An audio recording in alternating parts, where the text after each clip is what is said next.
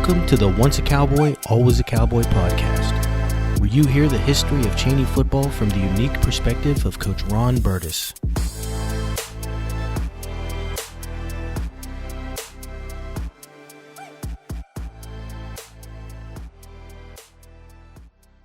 So the '89 season ends, another struggle, and but as you've talked about on a number of occasions, you felt like that '89 season was what told you you were on the right track. And, so you go through your off season. I'm assuming that's probably a typical approach. Because you felt like things were on the right track and you felt like there were signs and, you lost so many games by a handful of points. Did you double down, work harder? Did you take the same approach? Did you adjust anything in the off season? How did that proceed? We were real excited about getting into 90. I mean, when '89 ended, we were, we wanted to get to work and because we felt we were on the verge of something really positive.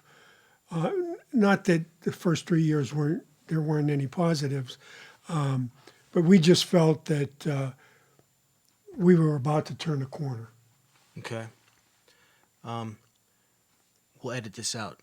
Just point that microphone a little bit towards you, a little bit there. All right, we're good.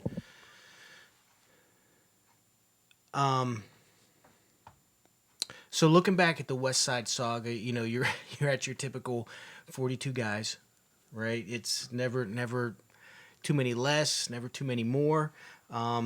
You have 11 coaches, and I went through and looked at the names, and you start to see a lot of the familiar guys that were there even when I came on in the late 90s. So Popio, Herholtz, Mikovic, Perrine, Samarone, Bagnola, Zielinski, Sylvester, Lamongi, and Bellish. And those are all names that most of them were either connected to the program, coaching for the program, stopping up, coming around. So you start to see some of that familiarity and guys that stuck with you through the career. Do you have any comments about that staff or thoughts on those guys? Yeah, the 11 coaches is a little misleading. That's almost one coach for every three players. Some were freshmen. 4 players. Yeah. But yeah, some were freshman coaches, and a good number, 3 or 4 guys were like part timers. Just coming and more or less donating their time, and just wanted to be part of it. Okay, they like the program. They felt we were on the verge of something good.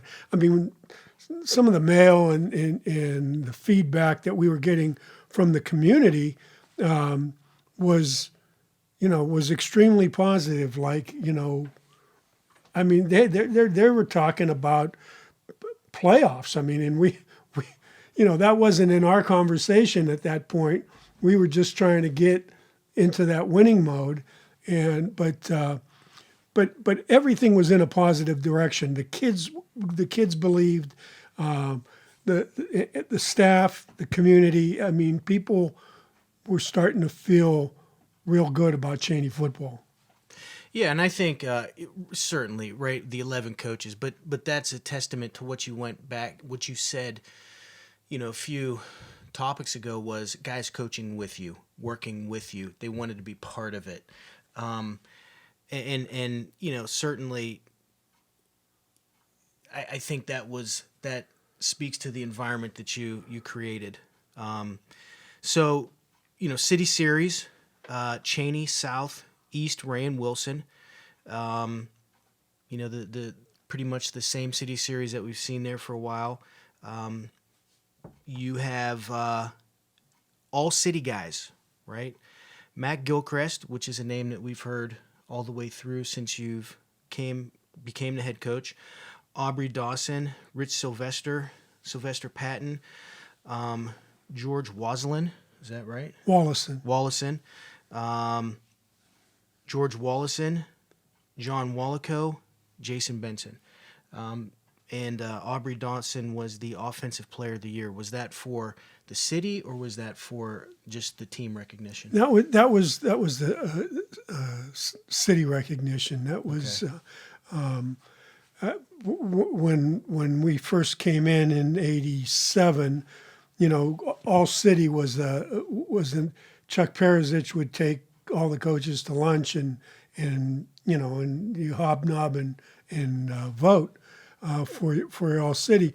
Well, it evolved into Chuck kind of pushed that aside as he got near retirement, and it just turned into us meeting as coaches, and how it would go would be the coaches that had the most wins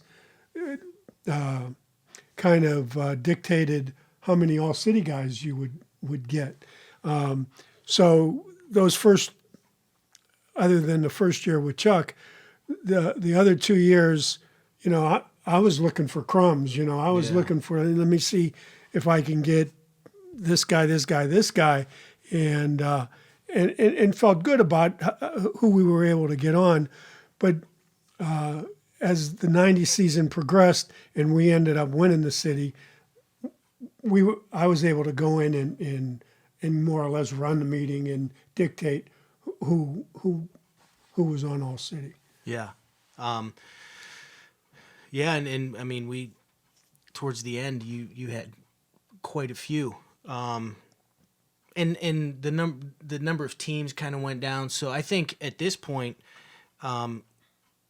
this is a real accomplishment, right? A real award and to take there. So do you remember who you scrimmaged? Obviously this wasn't in there and I put you on the spot there. I don't know. Yeah.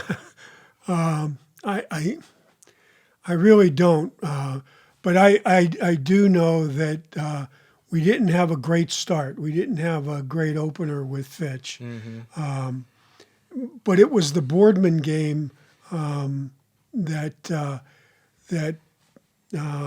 really encouraged us, really put us on track to, we could make some noise here, and we could win this league,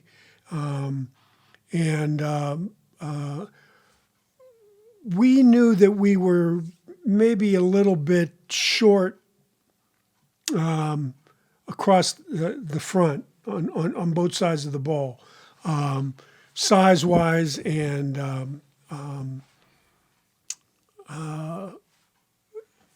depth-wise. Mm-hmm. But our skill was pretty good, and so that was the direction we were trying to go.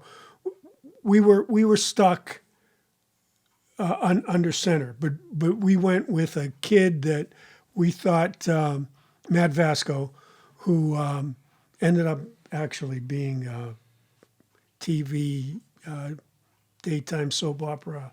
Oh, really? Guy, yeah. Great kid, smart kid, good worker. Not great ability, but a good leader, and he served us well. I've got nothing but great thoughts about Matt Vasco, and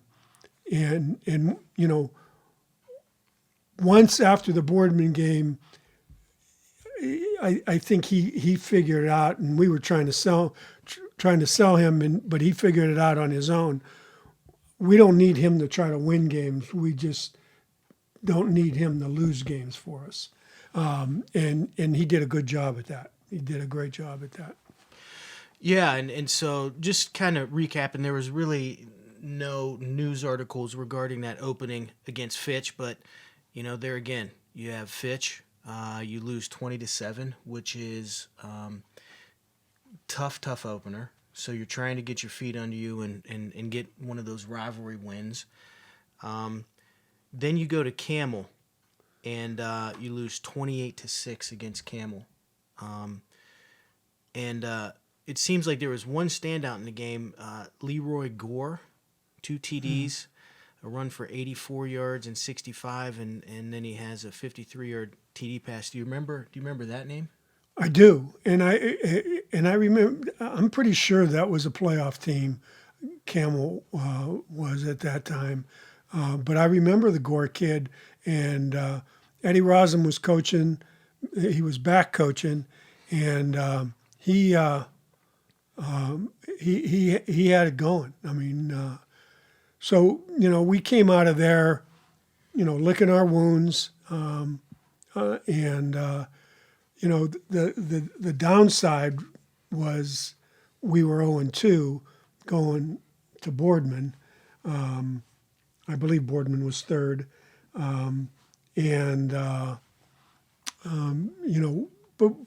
still healthy and encouraged. Okay. So, Rosen, you said that back again. There's always that little on-off again relationship there. He always seems to kind of come back. Do you remember when he kind of started and what his initial run was? Would it have been in the early 80s, late 70s, that time frame? Well, I was there. You coached there for a while. I coached there for a year. Okay, for a year. Before I went to Syracuse, I was there in 74 and 75. The year 74, 75. And Eddie Klein was the coach then. And I think Eddie coached one more year. And then I don't know if Ed came in then or shortly thereafter. Okay. Because he was part of the Little Red Devils, and that whole group came up and really kind of transformed that program. Yeah, and then he would take some time off, come back, have some more success, take some time off, come back, have some more success. So I think his last time was the reality check. I mean, I think the swan song. Yeah, he came back and things didn't quite work out for whatever reason, and I wouldn't know why. So I think the order changed up a little bit here. I'm not sure. This is just from the records in the West Side Saga. Okay, so let me ask you this, right? I forget the number. You said 5 wins in 3 years. You're leading up to it. Even though you're playing Fitch, you're playing Boardman, you're losing. You close the gap a little bit on Fitch, maybe. I don't know. You're 0-2. Is there any doubt in your mind? And I know asking you to think back there, but it's kind of like, I know I see this, I believe this, but then you go and play, and it's like, oh man, we're 0-2 again. Yeah, well, I think schedule was the great dictator at that time, and we looked at it as, okay, we are 0-2, and that's a reality, and there's no getting around that, and that's starting in the hole, but we were looking at 4 wins, a good possibility of 4 wins with the league. Yeah. And being and getting better as we went along, and possibly getting more than 4. Yeah. And so, according to the West Side Saga, Niles actually comes up next, and you beat them 41-6. So I don't know if Boardman comes in a little bit later or why that happened, but that was the breakdown there. And then it says that you beat South for your first city win 13-6. Do you remember anything about that first city win? Just that it really I go back to Niles. Mm-hmm. I think Niles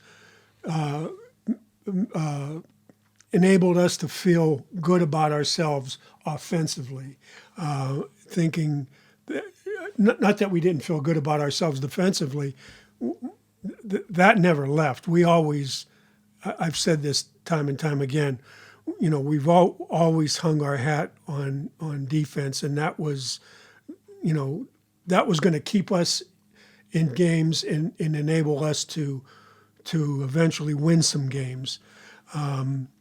But coming out of Niles and putting 41 points up, that might have been close to a season high or season total. Yeah. Early on. So that really jacked us up. But there's no question that we felt we were in a hole, with the understanding that, you got to think that you got to win 2 out of your first 3, no matter who you're playing, to propel yourself and have a good year. But Niles was a shot in the arm, and then South, which was, really good football team. Winning a tight game, making it 2 in a row, made us believe. Yeah, absolutely. And you're right. You win one game the year before.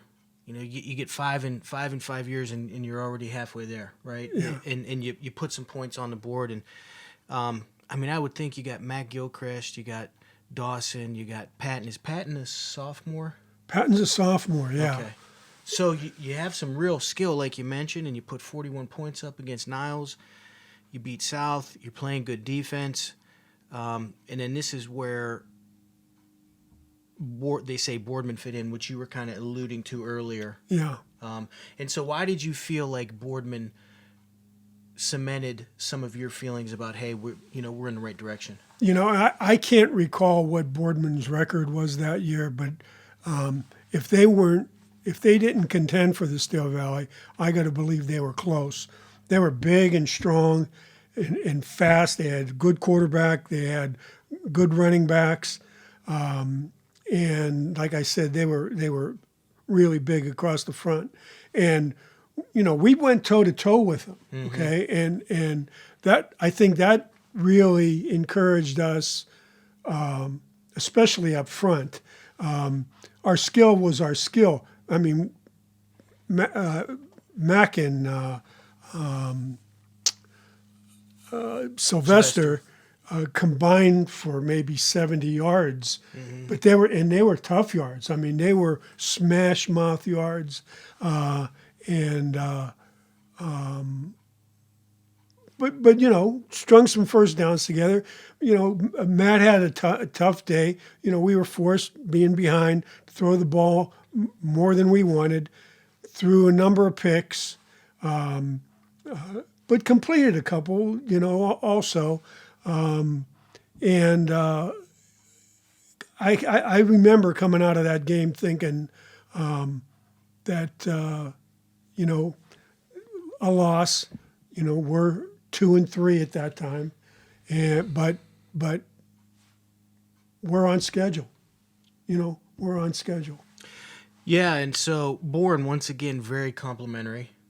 Coach Billbourne, the head football coach at Boardman, after the game in the Vindy, he's quoted as saying, "We were very concerned about the Chaney running back Mack Gilchrist and Sylvester Patton. They're the best backs that we've seen so far. We knew they were a solid team, and our defense did a tremendous job shutting them down." And they're I'm sure they're playing some very good teams leading into that, so that is a compliment, even though you lose. But it's a compliment, and he recognizes some of the talent that's there. Yeah, and understand, you want to talk about, and this was a really tough conversation that I had with Mack. His senior year, and he had 2 really good years, great years for us, and he was the guy. And then I asked him if he would move to fullback. And when I say I asked him, I mean I was being diplomatic. I mean, he knew that's what I wanted him to do, and it was the best fit because we had this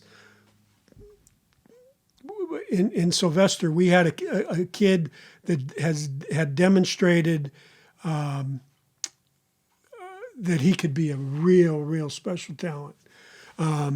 So to be able to use both of them, it was the only scenario. Sylvester wasn't big enough, thick enough to be the fullback and ask him to do fullback things, but Mack was, and Mack still dotted the I a little bit, but he was predominantly the fullback, and his attitude was whatever we need to do, and it really paid off for us. Well, that's like you said, a tough conversation, but that's also,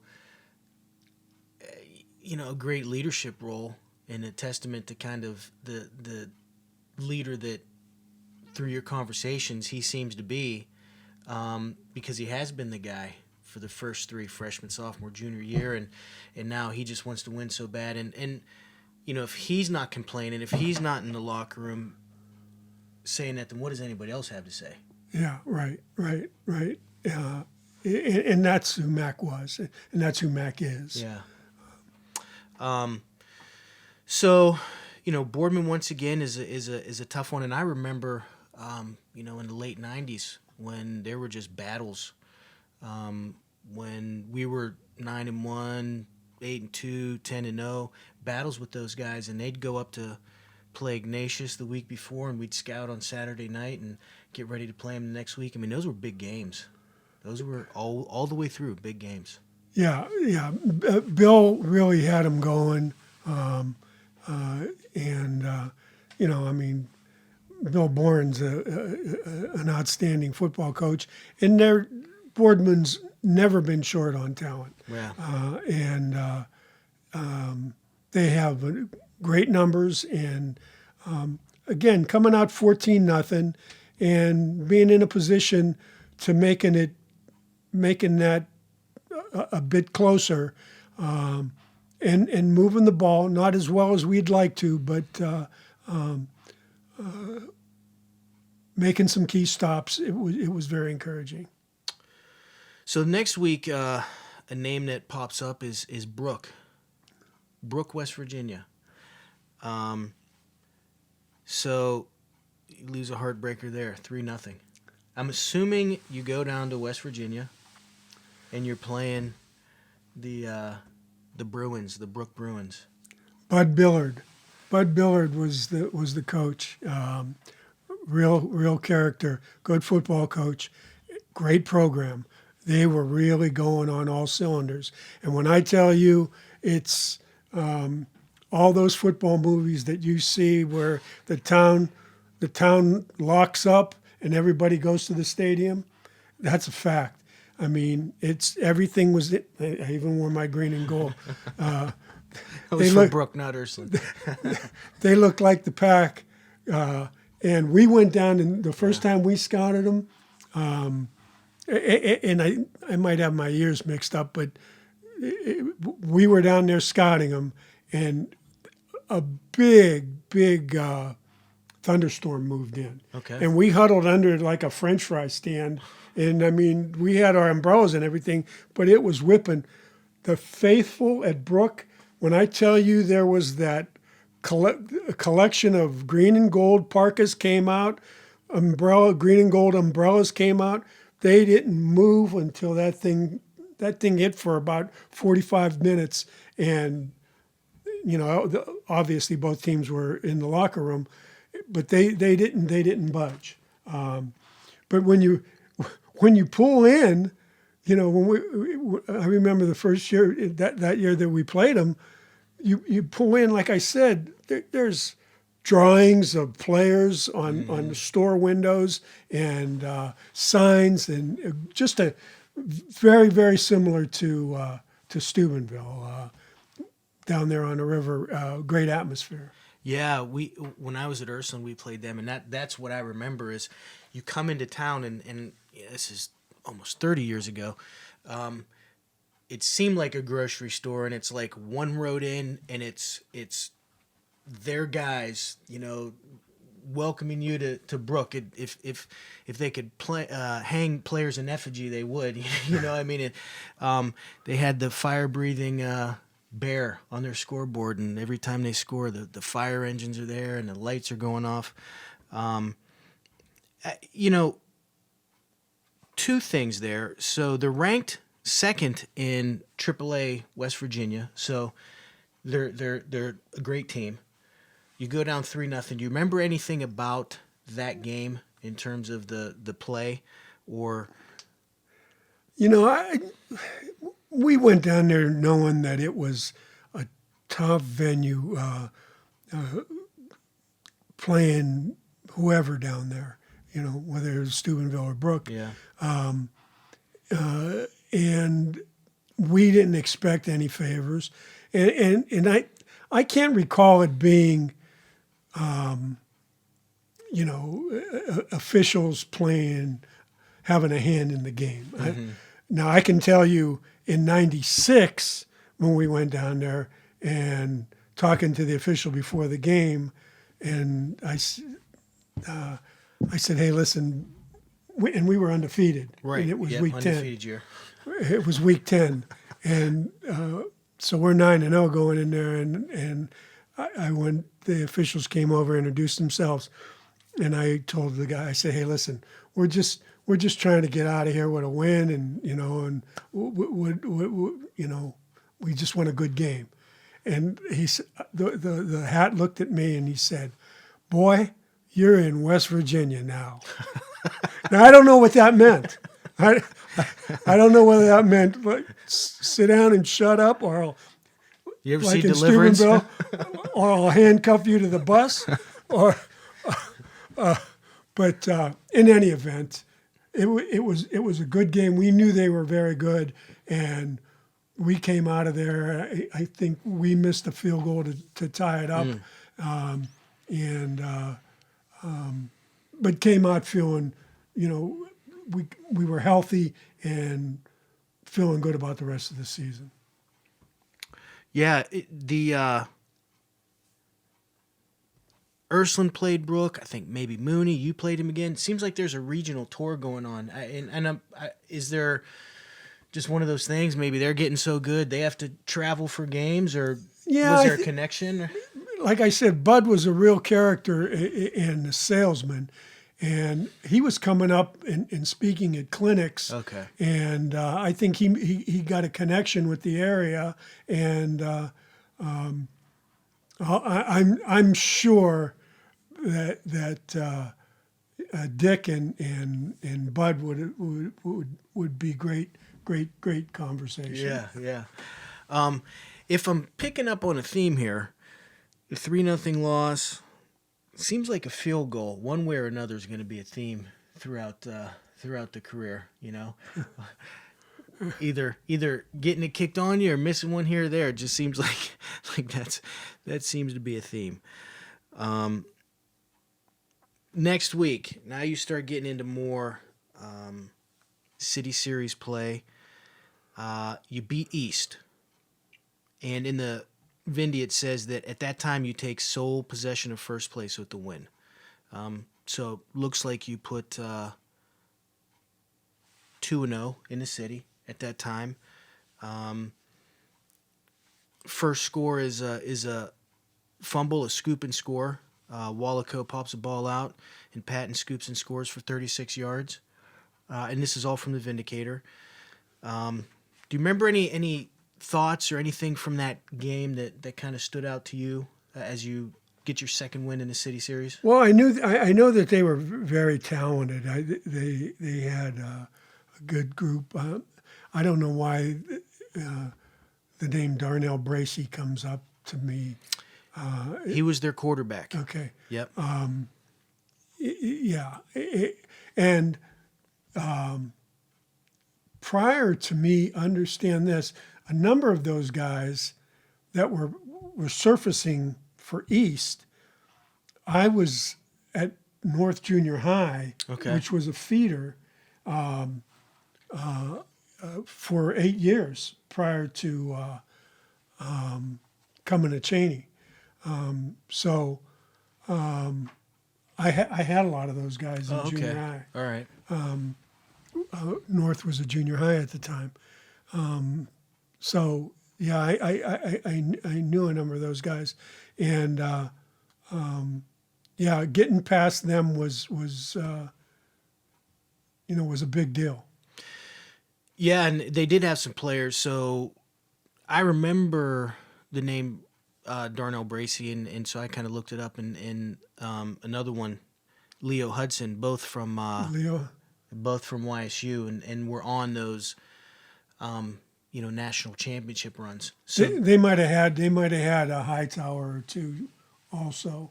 I know that was a name that kept cropping up there.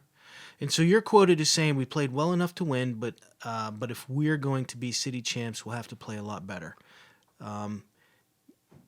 Defense kept us in the games all season, and they did the same again today. We're now in control of our own destiny with games against Wilson and Rand remaining. Yeah, and I'm fairly confident that everybody other than us had a loss. Okay.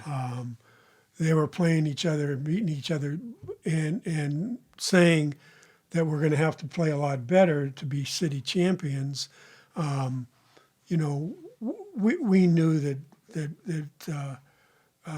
Rand was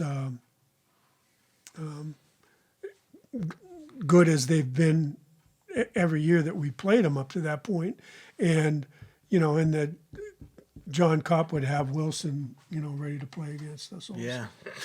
Wants you to walk across the field to get on your knees. On my knees, yeah. So that goes into the next week, which you beat Wilson 13-3. And so you mentioned John Kopp is still there at the time, it seems like. Yeah, they had a really good quarterback, a do-everything kid. So yeah, it was a good win for us. Mooney, you play Mooney, lose to Mooney 21-12. It seems like, and you hate to say this, and this isn't a measure in terms of losses, but when you're trying to get to another level, it seems like you're closing the gap on some of the better programs in the area, the Fitch, the Boardman, the Mooney. You're playing Ursuline close last year. You've played Steubenville close a number of years. So it seems like that the gap is closing with that. Yeah, and the impetus to finish the season strong, after Wilson, we knew that we were, at the very least, assured a tie in the City Series. Mm-hmm. Okay, so, and we talked about that. I remember us sitting around and talking about that before and after practices, and using that as, hey, we don't want to share anything. We want the whole pie, so to speak. So yeah, I think we went and played well against Mooney, and they were again a playoff team, and Don had them going, and as he always did, and coming out of there, even though it was a loss, thinking, okay, we're still on course. Let's get this showdown with Rand. Talk. I mean, you're playing a city title. This is what you've been working for. You've been grinding for 3 years. It's lots of downs. First city title. Yeah, and what kind of dampened or darkened the mood is one of our players, Brian Terleski. His sister was battling cancer at the time, and so he was, he was obviously down and concerned and consumed, and and we were trying to be there for him, but no one lost track of his plight or what was in front of us. And it was unfortunate that she lost her battle that week. But it was almost like it was a sign. I mean that okay, thanks for all your support, Brian and Chaney. But go out and do what you got to do. So we went to the funeral that Saturday morning, and we were there for Brian and the family, and we went and played the game in the early afternoon, and it was a really good. It was at YSU, great atmosphere, real windy day, and we were ready to play. Yeah. So Rand's a two-time defending champs, and one thing that I noted was you're up 16-0 going into the fourth quarter. And I know we had kind of talked about this before. You're up 16-0, knowing you, there's no lead enough, right? But you got to be feeling like, okay, we're in a good position. Then what happens? Well, they were going to get the win in the fourth quarter, and they did, and they got on the board.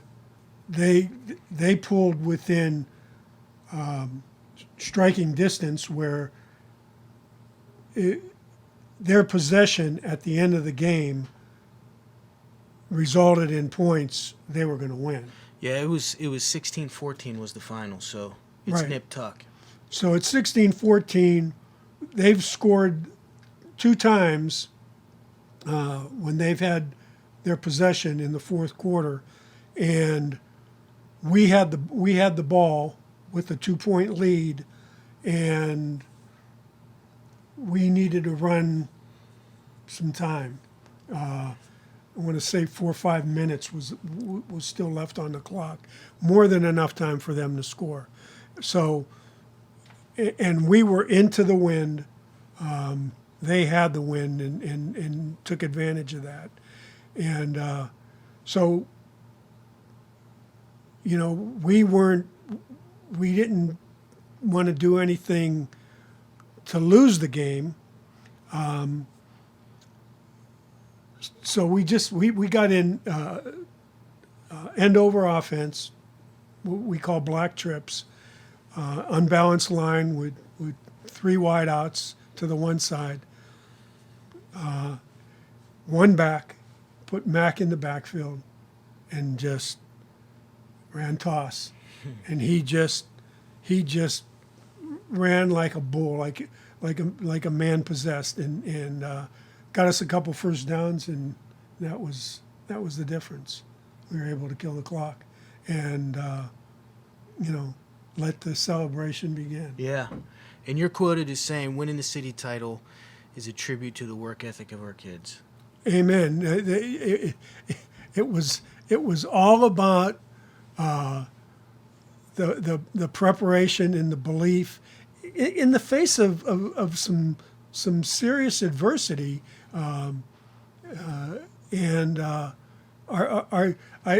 recall after the game telling the kids when we knew that we had a share that when we win this thing outright, your picture will go up as one of the city championship teams in the lobby.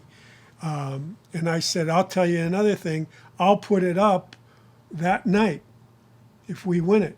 So when we came back and the Gridiron Club was feeding us in the lobby, I stood on a table, and we had a small team picture, and I just tacked it up with a nail up there on one of the borders, just to fulfill that promise. But yeah, absolutely a tribute to the belief of not only that 90 team, but the 87, 88, and 89 team. I should have looked this up. When was it?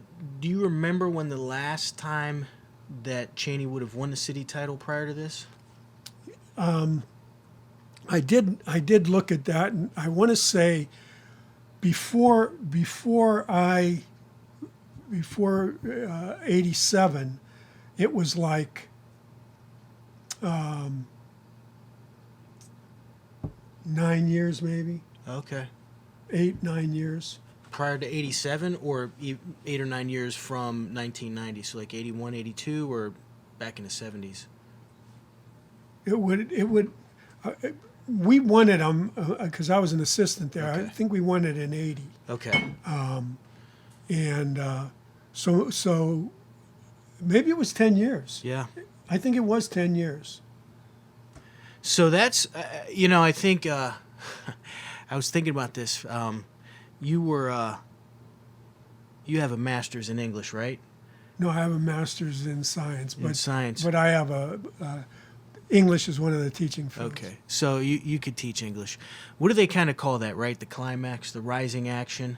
If this is a story, of your first, this season, that climax of playing on Saturday afternoon against a two-time defending champ, a good football team at Ran, you're up 16, they score 2. I mean, that's a good story.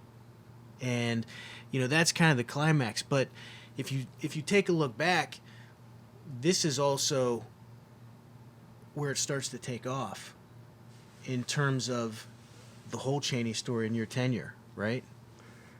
Yeah, and understand that Ran, not that Ran had become our bitter rival, but there was still a bad taste in our mouth from that phantom sniper shot that where the kid went down in 89. In 89, yeah.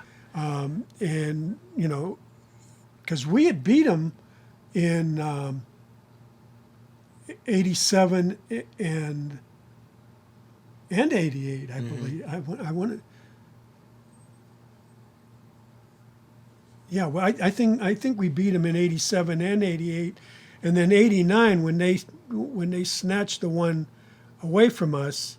That was on our mind. I mean, going into that game, and as far as it being a prelude to things to come, we always sold the tradition, okay? Not just the tradition that we brought in from the time that we started in 87, but the entire tradition that,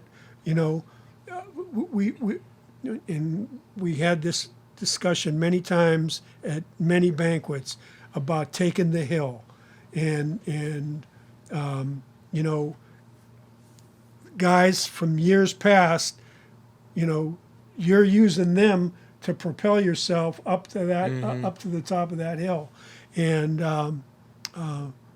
so yeah, like we're all warrior brothers, so to speak, and getting to that summit was not that we were there. I mean, but it was certainly a step up the hill, and we felt real good about us at the time, and we felt real good about us going forward. Yeah, and so that was kind of my next question. You've never been one to sit back and, your thing always was on a Friday night, hey, swish it around in your mouth, enjoy this one, and then get back to work tomorrow. What were you thinking was next? So I'm sure you're enjoying the city title. It's week 10, and now you're getting ready to start the off season. And when I was thinking about this, if you'd have lost this game, it probably would have hurt that much more because you were so close again. Yeah. But you get it. And what's your mindset saying, okay, what's next for us? Do you say, let's win the city again, obviously. Do you think we have a playoff team coming back? What's kind of your next goal? I can remember sitting that night and reflecting on those very thoughts. And my mind was, you know what? We're losing Mack, which is a big loss. We're losing Aubrey Dawson, great player, offensive player of the year, big loss. We're losing Rich Sylvester, big loss. But you know what? We got Wallaco, we got Benson, we got Terleski, we got Patton, and we got John Turek and Shane Highland, and you know the list kept growing. Yeah. And I'm thinking, well, if we had this success this year, we're only going to get better. Yeah. And so when does just some names? When does names Havrilla and Mager come into the mix? Is that they like 92, 91, 92? 91 is when they debut. Okay.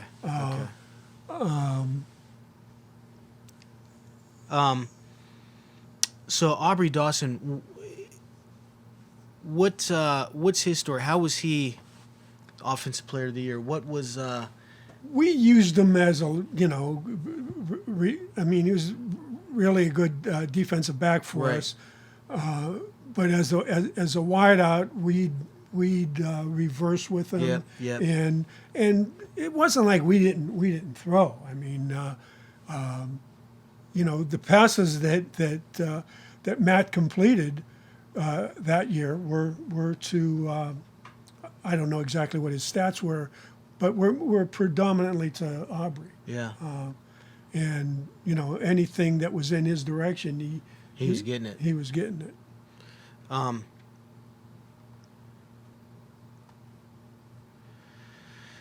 So you start to put some more points on the board, and this was one of the things that you kind of alluded to maybe back in 87, 88, your comfort level.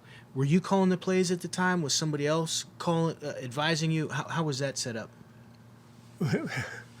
I was calling the plays from the field. I mean, I entertained going up into the box just because when I coordinated the defense, you know, that's where I would call the defensive game from. Right. But there's just no way. I mean, I needed to be able to talk to my quarterback and look him in the eye. So I called the plays, and in the early years, I wasn't on with Mick at the time, Coach Mikovich. I would be on with your Uncle Red from time to time, Joe Lutzy from time to time, and Joe was a stabilizing factor when he'd be on the phones with me. He'd kind of settle me down. I had a tendency to get a little anxious. So that perspective is one of my former coaches was really a settling factor. But I called the plays, and like I said in '87, you know, I was still learning. I mean, we were a defensive football team. I mean, and I think this year we showed signs of being able to become much better offensively. Yeah. I mean, I think this is compared to the 1989, you know, episode we did. This is a much better feeling, finishing up this conversation than that one, because I could just feel how hard that season was. And here, you know, you end it with some success, and it's finally, you know, the fruits of your labor are coming coming home, so to speak. Do you have any final thoughts as kind of wrapping this up or talking about this season? Just this, that 90 will always be the the pivotal moment, just because that's how it fell. And I say that, but there were an awful lot of good kids in those first 4 years that we're finally getting a chance to taste what it was to win and be successful, and how hard work and belief pay dividends. So that, like I said, that will always be a pivotal year, and it'll always. And they're all fond memories, but it'll be, one of the top memories of my tenure anyway. Very good.